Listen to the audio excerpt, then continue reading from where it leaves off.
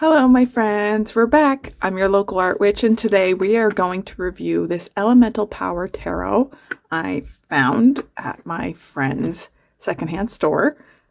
This retails for $18.95 US. Of course, it costs more in Canada. So let's look at it. So I did get this secondhand. And let's see. So it comes in this nice little box and it has a magnet.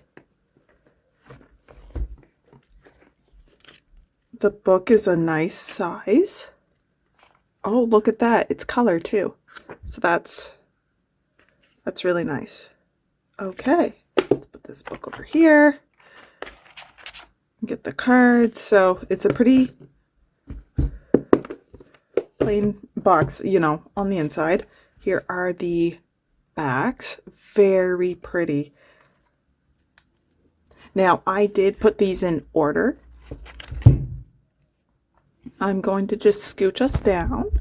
Boop, boop, boop. There we go. Okay.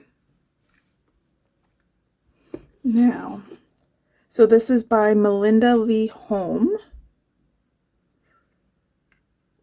Let's see. Okay, so here's the Fool. I really like this sketchy style. Let's see if I can aim my lights a bit better so this is easier to see. There we go. Magician. So the art is quite different from what I normally see on tarot. And I see we've got the Hebrew letters and we've got Uranus here, which is the planet that is associated with the Fool. So this is really neat. It's kind of like you're the Fool looking out about this journey. And then we've got the Magician. So we're still seeing all the tools, but it's interesting because I see a wand, some crystal, the sword, cup. Oh, yep, there's some coins. We've got tarot cards. We've got a cauldron and the cinnamon. Very neat. And this is Mercury. So this is neat. Like, we're not seeing people yet, but we do see all the other imagery that is associated with a particular character. It feels like I'm the character within it. Like I'm going to these places. I'm about to sit here. That's really neat. I like this. Oh, and we still have the imagery of the ram. Oh, and that looks like chili peppers, jalapeno peppers. Hierophant. It's really interesting when I see a Hierophant that is not Catholic. The Lovers. So we've got the feminine, the masculine energies here. Very interesting. The Chariot. Oh, cute. The Hermit.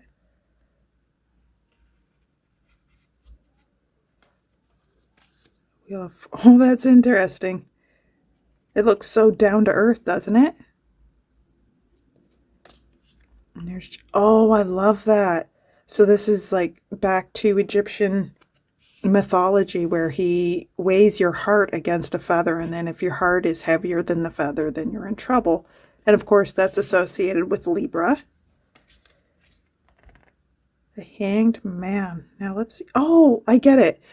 You're the Hanged Man once again. So the card appears. There we go. This is how you would normally see it. Death. Oh no, this is depressing. Temperance. The Devil. Being, I don't know, trapped by your money, I suppose. There's the Tower. This is nice because we still get the lightning. It's hitting the tower, but look at this. It changes the very foundations of the card. Here's the star.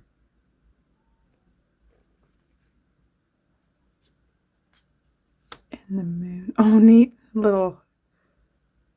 Oh, and then there's like a little creature if you really look. The sun. And it appears like we're in a desert.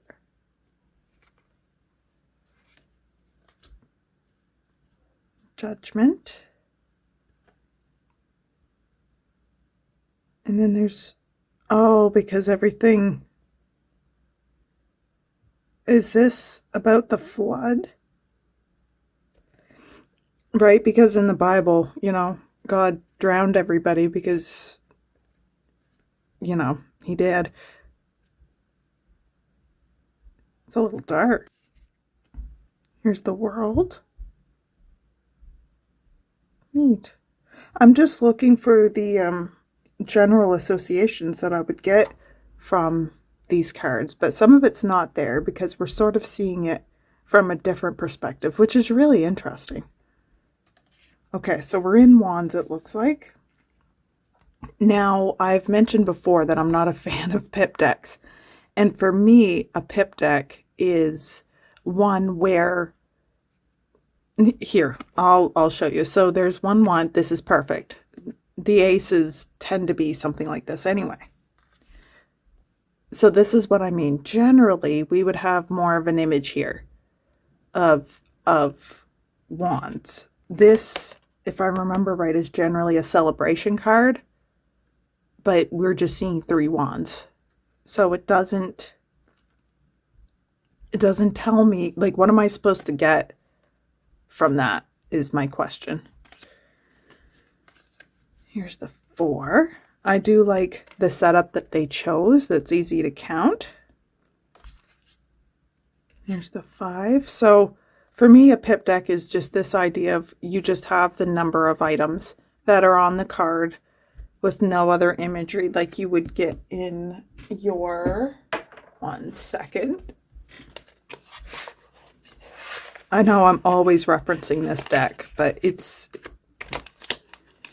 iconic for a reason, right? So here is the 9 of Swords. And it's like, yes, the swords are there, but when you look at the character, it tells you a lot more about what's happening. This character is upset. It looks to be night because it's dark. They're in bed. Something is upsetting this character, right? And when you know that Swords is about thoughts, it's air, it's about your thoughts, it's about communication. He's being kept up by whatever it is that's going on in his head, right? This is a lot more than whatever. I can't remember. 5s are generally, no, this is a 6. 5 is generally the hardest card of any suit. It's where, the hard stuff happens and then it tends to get a little bit better from there. But I don't remember for 100% sure because it's just a bunch of wands. I do enjoy the way the wands are drawn. I think these are gorgeous. I like, generally when you see a wand, it's got leaves on it, which is great. It's a symbolization of life. Fire tends to get a bad rap, I find. So I like the addition of the crystal, but it doesn't really tell me much, if that makes sense. 5, 6, 7, that's 8. So the other thing about this deck is it's all Roman numerals as opposed to normal. I don't want to say normal, but like Americanized numbers. There's 9 and 10. Now, because this was secondhand, I did go and put my cards in order, and I'm so glad I did because I want to talk to you about the suits or about the court cards. So this is a page, right? And it's got the little, I don't think this was necessary personally. One, because it kind of blends in with the rest of these stalactites and stuff. But with the fire, we understand that it's like, I guess I understand, but like at the same time, I kind of don't. And then this is the knight. This is the queen. And this is the king. And the only reason I know is I had to go look through the book to ensure I knew what was what. So if you get this, it might be worth your time to write kind of in the corner what card is what, so that way you're not, you kind of have to look at these cards together in order to really know what it's supposed to be. And that's pretty consistent throughout all the court cards that are here. Once again, I really don't have an issue with the way the aces are done, because this is pretty standard through most decks. Like, aces are always beginnings. But this, twos are usually balanced, but there's this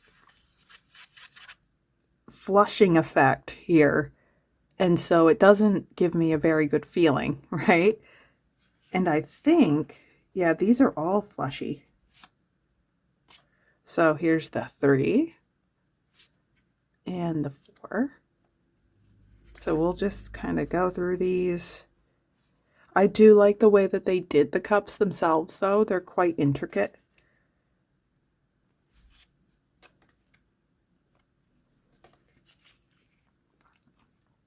Eight and 9. Here's a page and the knight. I like this because it reminds me of a bird, like with the detail on what appears to be feathers to me. But now that I'm looking, this has, wait. So we've got, so this is the symbol of water, but then we've got some rocks down here. Thank goodness that there's a cup, but then this one has fire. I would have to reread about the knight in general.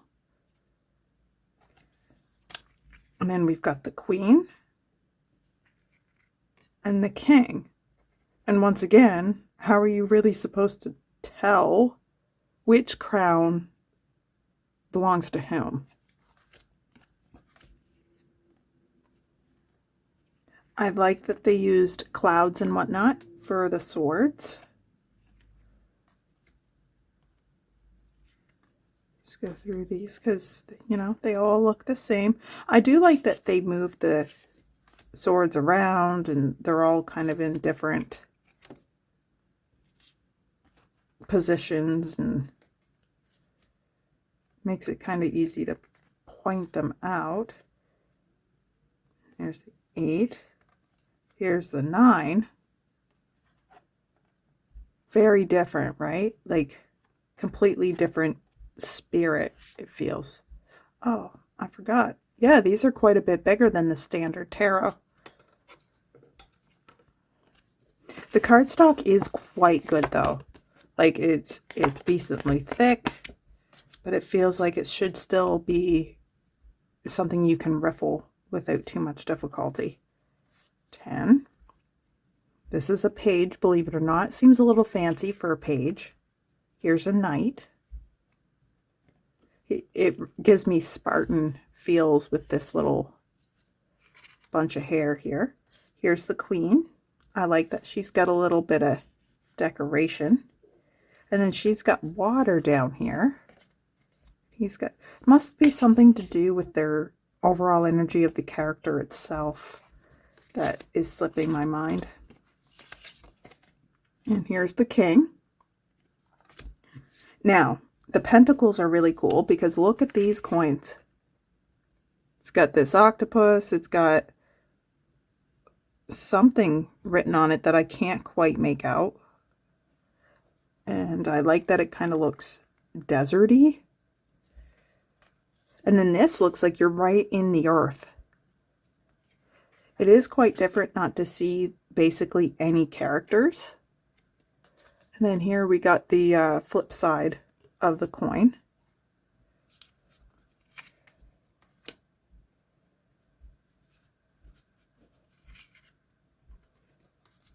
And there's the 5. That's nice. That makes it really easy to count, especially if you have a hard time with Roman numerals.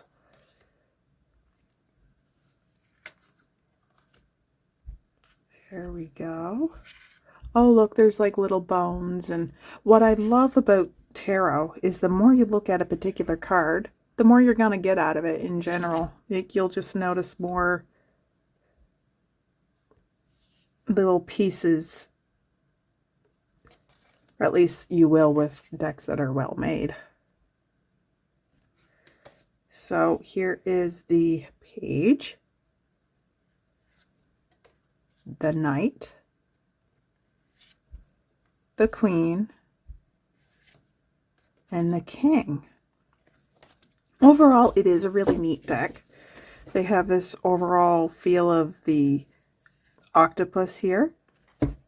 I'm interested to know what this symbol means, especially where it is also on the box.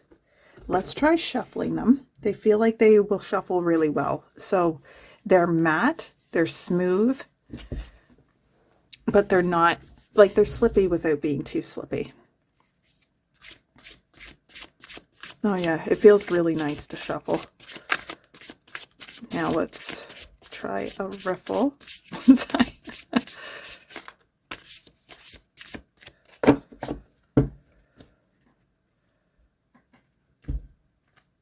move some of this stuff out of the way. And yeah, now that I'm looking, it is fully reversible.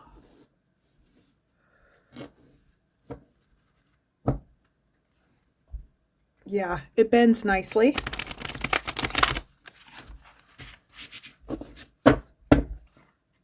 There, yeah. Overall, it's a neat little deck, but not something I'm going to continue using, mostly because, sorry, we're fighting something off in the house. Some of these cards are just too similar. There's other cards. It's too bad because I really do like this deck. I like that it has the element on here. And I do like that it has the Hebrew letters. It is something I want to learn more about. There's a lot of Hebrew, ancient Jewish mysticism within magic. And I'm kind of mixed on, like, I want to learn it because I like learning in general. But at the same time, I do feel like I'm stepping in a place where I don't belong. It's not my culture. I don't understand the background. Even as a person who was raised as a fundamental, they called themselves Judeo-Christians, right? So I do feel some links to the Jewish, like the Torah, right? Because it's the Old Testament. And it was something that was kind of big in my town. But at the same time, I don't have the cultural stuff behind it, right? So that was the Elemental Power Tarot. Overall, it's really cool. I know it's going to find the perfect home because it is a really neat deck. It is well done. It's just not for me, unfortunately. This is going to be one of the ones where I know it's not going to work for me and I need to rehome it, but I'm going to be sad to let it go, which is interesting. Normally it's kind of easy if I'm like, yep. And there's a relief for me because, you know, it's hard to let this gorgeous artwork go. So I like it when it's easy. Anyway, thank you so much for hanging out with me. It was a lot of fun. I'm so glad to be back, and I'll see you again next time. Take care. Bye-bye for now.